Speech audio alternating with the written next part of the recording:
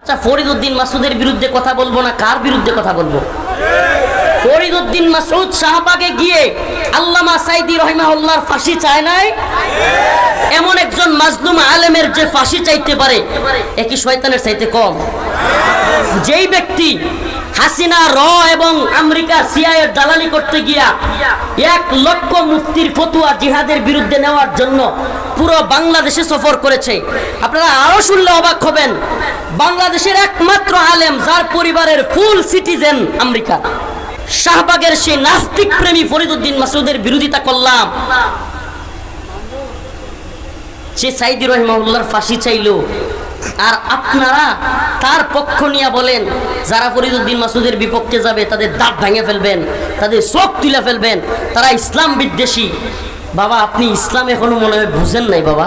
আমরা ভিতর থেকে শুনি, আমি সরকারকে বলবো, সরকার যারা অপরাধী তাদেরকে ধরে, যারা নিরীহ, আমি আবারও বলছি আর নিরীহ তাদেরকে ছেড়ে দেন। তা আলেমদের মধ্যে কেউ কেউ অপরাধী ছিল নাকি? তাহলে আপনার ভাষায় আলেমদের মধ্যে কেউ কেউ কি ছিল? অপরাধী ছিল।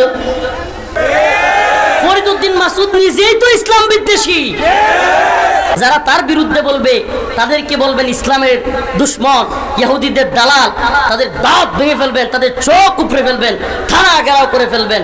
কই রাসূলুল্লাহ সাল্লাল্লাহু আলাইহি সাল্লামের ভালোবাসায়, ইশকে নবীর দাবিতে কতগুলো ভাই কারাগারে পড়ে আছে, আপনারা জানেনই না, খবরই রাখেন না, আপনারা খবরই রাখেন না।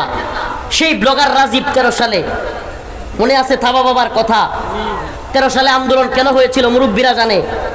সেই ওয়াশিকুর রহমান বাবু, শাতিমে রাসূল নাস্তিক, সেই ফয়সাল আরিফিন দীপন, ওরা রসুলকে কটূক্তি করেছিল, আম্মাজানদেরকে নিয়ে কটূক্তি করেছিল।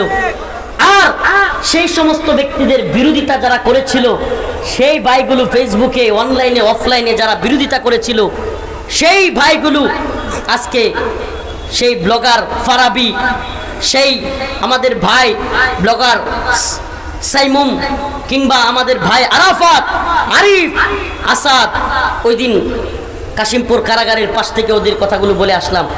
7 থেকে 8 বছর পর্যন্ত এরা কারাগারে বন্দী। ইমানি গায়রত থাকলে আমাদের অন্তরে কষ্ট লাগার কথা। এই মানুষগুলো ইশকে নবীর দাবিতে আল্লাহর নবীকে নিয়ে কটূক্তি করেছে, সহ্য করতে পারে নাই, আর এরা আল্লাহর নবীর ভালোবাসায় চলে গেল, আল্লাহর নবীর ভালোবাসায় কথা বললো।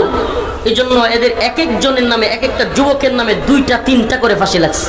ফাঁসি ফাঁসি। কি জবাব দেব আমরা আল্লাহর কাছে? কিসের পীর, কিসের বড় বক্তা, বড় মুহাদ্দিস, বড় শাইখুল হাদিস? আল্লাহর কাছে কেউ জবাব দিতে পারবো না, আল্লাহর নবীর কাছে কেউ জবাব দিতে পারবো না। এই ভাইগুলো এতদিন যাবৎ কারাগারে বন্দী। শুনবেন কারগুজারি? শুনবেন? সহ্য করতে পারবেন? কসম আল্লাহর, বাড়ায় বলতেছি না। এই ভাইদের কাছে এমনও শুনছি, তাদের স্ত্রীদেরকে দৈরাই না বিভিন্ন গোয়েন্দা সংস্থার লোকেরা তাদের সামনে ধর্ষণ করছে। ধর্ষণ করছে, ধর্ষণ। এ আমার দেশের বাহিনী ওই ভাইদের স্ত্রীদেরকে র্যাপ করেছে, ওই ভাইদের স্ত্রীদেরকে তাদের সামনে নির্যাতন নিপীড়ন করেছে। কি বলবেন? কি জবাব দিব আল্লাহর কাছে আমরা? কোথায় দেখলাম না তো আপনাকে কোনোদিন হুঙ্কার দিয়ে বলতে, ঝংকার দিয়ে বলতে, যারা ইশকে নবীর দাবিতে বন্দী আছে তাদেরকে না ছাড়লে আমি থানা ঘেরাও করবো, দাঁত ভেঙে ফেলবো। শুনলাম না তো কোনোদিন। ইসাল্লাহ মামুনুল হক সহ, আমরা সহ শত শত আলেম বন্দী কারাগারে ছিলাম। কোনোদিন তো শুনি না আপনারা থানা ঘেরাও করার কথা বলতেছেন। কোনোদিন তো শুনলাম না আপনাদের মুখে যে দাঁত ভেঙে ফেলবেন, চোখ তুলে ফেলবেন কারো।